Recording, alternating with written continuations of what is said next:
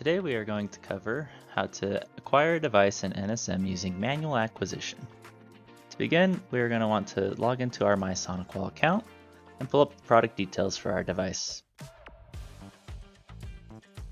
We are going to select the Manage By from onbox, and we're going to change that to Cloud Management. We will then see that the unit is now associated to NSM, and it should be then added to the NSM instance.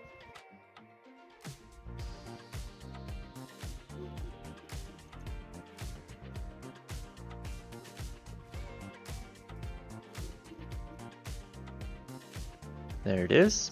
Now that it's added in, we're going to see that it shows offline. The information that we need to put in here is going to be the public WAN IP address, the port management port that's being used, and the admin credentials. So we're going to click on the action bar and we're going to go Edit Settings.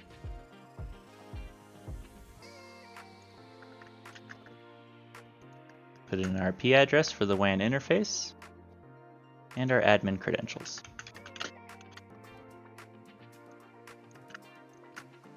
Then we're going to click Save.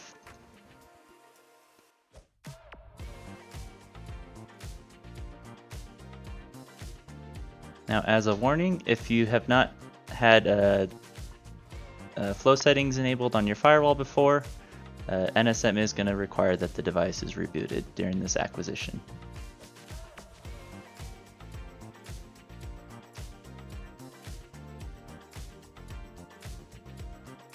Okay, now that that is done, we can refresh our screen, and we can see that our device is now acquired.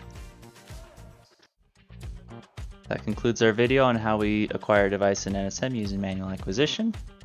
If you're looking for any further resources, you can visit sonicwall.com/support.